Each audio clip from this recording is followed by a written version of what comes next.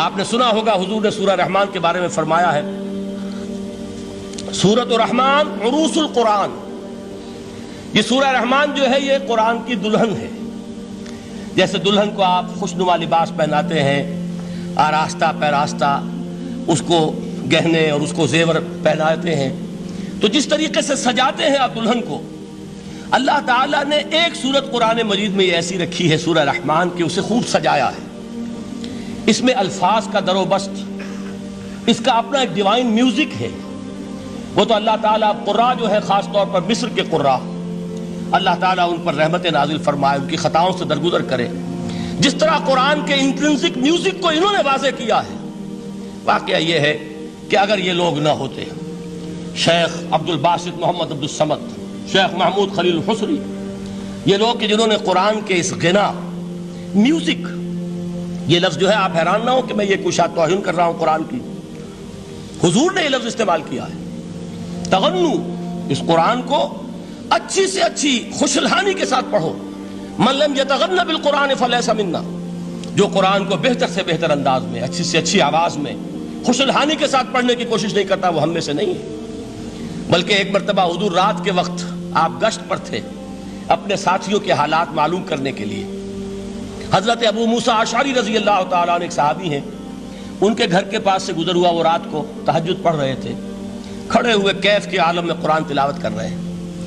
حضور کو بہت پسند آئی ان کی قرات، کافی دیر تک وہاں کھڑے سنتے رہے۔ اب انہیں کیا پتا کون سن رہا ہے، بالکل اسی طرح سمجھ لیجئے ایک بات یاد آئی ہے، حضور فرماتے ہیں کہ جس طرح کان لگا کر اللہ قرآن کو سنتا ہے، کسی چیز کو نہیں سنتا۔ ہمیں نظر نہیں آتا نا، ہمیں معلوم نہیں، ہم قرآن پڑھ رہے ہیں تو سننے والا کون ہے؟ سب سے زیادہ کان لگا کر خود اللہ۔ یہاں اس لیے مجھے یاد آیا کہ ابو موسیٰ اشعری کو کیا پتا تھا کہ کون سن رہا ہے؟ وہ اپنی کیفیت میں نماز میں تہجد میں قرآن کی تلاوت کر رہے تھے، اور ظاہر بات ہے ان کے گھر ایکڑوں میں بنے ہوئے نہیں تھے، ایک ایک کمرہ، ایک ایک کوئی حجرہ، ایسے ہی تو گھر تھے نا صحابہ کے، لہذا حضور پاس سے گزرے، آواز آئی، کافی دیر سنتے رہے۔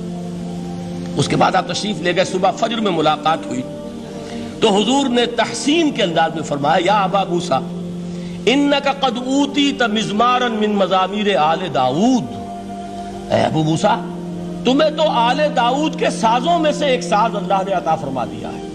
جس طرح حضرت داؤد، لہن داؤدی مشہور ہے کہ جب وہ پچھلے پہر رات کو حمد کے ترانے الاپتے تھے، قرآن میں ہے کہ پرندے شامل ہو جاتے تھے ساتھ، اور پہاڑ وجد میں آتے تھے، پہاڑ بھی ان کے ساتھ شریک ہوتے تھے۔ تو جس طرح کا اللہ نے ان کو لہن عطا فرمایا تھا، حضور نے تحسین کے انداز میں فرمایا ہے ابو موسیٰ اشعری، اللہ نے تمہیں بھی آل داؤد کے سازوں میں سے ایک ساز عطا فرمایا۔ بہرحال قرآن مجید کا جو یہ میوزک ہے، قرآن کے الفاظ کا جو حسن ہے، جہاں تک حسن معنوی ہے وہ تو ہر لفظ میں ہے، لیکن یہ حسن ظاہری، حسن صوتی، حسن لفظی، یہ اپنے کلائمیکس پر آپ کو نظر آئے گا سورہ رحمان میں۔ لیکن قرآن میں یہ سورت اس اعتبار سے بھی ممتاز ہے، اس کی 4 آیات پر ذرا توجہ کریں گے، عجیب حقائق سامنے آئیں گے۔ جہاں یہ قرآن مجید کے حسن صوت اور حسن لفظی کی معراج ہے، وہیں اس کی پہلی 4 آیات میں 4 چوٹی کی چیزوں کا ذکر ہے، سب سے اونچی چیزیں۔ پہلی آیت کیا ہے؟ الرحمن، ایک آیت ہو گئی۔ رحمان کیا ہے؟ اللہ کا نام ہے۔ کبھی آپ نے غور کیا اللہ کے ناموں میں سب سے پیارا نام کون سا ہوگا؟ رحمان۔ کیوں؟ اس کا مادہ کیا ہے؟ رحمت۔ ہمیں سب سے بڑھ کر جس چیز کی ضرورت ہے وہ کیا ہے؟ رحمت خداوندی۔ نام اچھی طرح سن لیجئے اس حضور کے قول کو۔ حضور فرماتے کوئی شخص جنت میں مجرد اپنے عمل کی بنیاد پر داخل نہیں ہو سکے گا جب تک کہ رحمت خداوندی دستگیری نہ کرے۔ کسی صحابی نے بڑی ہمت اور جرأت کا ثبوت دیا کہ پوچھ لیا، کیا حضور آپ بھی؟ جب آپ نے فرمایا کوئی شخص داخل نہیں ہو سکتا جنت میں محض اپنے عمل کی بنیاد پر جب تک کہ رحمت خداوندی جو ہے وہ دستگیری نہ فرمائے۔ پوچھا گیا کیا آپ بھی؟ آپ نے فرمایا ہاں میں بھی۔ آپ انداز کیجئے کہ اگر محمد الرسول اللہ بھی رحمت خداوندی کے ضرورت مند ہوں تو تاب دیگراں چے رسد، ہماری تو سب سے بڑی ضرورت رحمت خداوندی ہے۔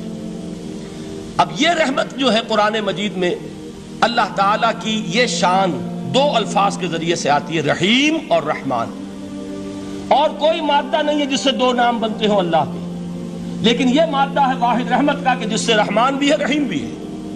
رحیم صفت مشبہ ہے، رحمت دائم ہو جائے گی، مستقل ہوگی تو رحیم کہیں گے. اور رحمان، اس میں رحمت کی ہے وہ شان ہے کہ جیسے ٹھاٹھے مارتا ہوا سمندر ہو، ہیجان کی کیفیت، طوفانی کیفیت، رحمت خداوندی کا طوفانی جوش، وہ ہے رحمان. آپ تو رہتے اس علاقے میں ہیں، آپ کو معلوم ہے عرب اگر بھوکا مرا جا رہا ہو تو کیا کہے گا؟ انا جوعان. پیاسا مرا جا رہا ہو انا عطشان. بہت غضبناک ہوگا غضبان، غضبان آصفہ قرآن میں آیا ہے، بہت غضبناک. رحمان جس کی رحمت جو ہے جوش میں ہے، ٹھاٹھے مارتے ہوئے سمندر کے مانند. تو یہ اللہ تعالیٰ کے ناموں میں سب سے پیارا نام. اب آگے چلیے. الرحمن علم القرآن، رحمان نے قرآن سکھایا. رحمت خداوندی کا سب سے بڑا مظہر، رحمان کی رحمانیت کا سب سے بڑا مظہر قرآن ہے. ان میں جو منطقی ربط ہے اس کو سمجھتے جائیے. اچھا آپ یہ سوچئے، جو علم بھی انسان کو حاصل ہوا وہ کس نے دیا؟ اللہ نے. سائنس کا علم کس نے دیا؟ اللہ نے. علم آدم الاسماء کلہا، وہ علم الاسماء جو حضرت آدم کو دے دیا گیا تھا ازل میں، یہ اسی کا ظہور ہے، یہ اسی کی ایکسفولیشن ہے جو ہو رہی ہے اور ہوتی رہے گی ابھی. اور دوسرے علم ہے وہ کس نے دی؟ اللہ نے دی.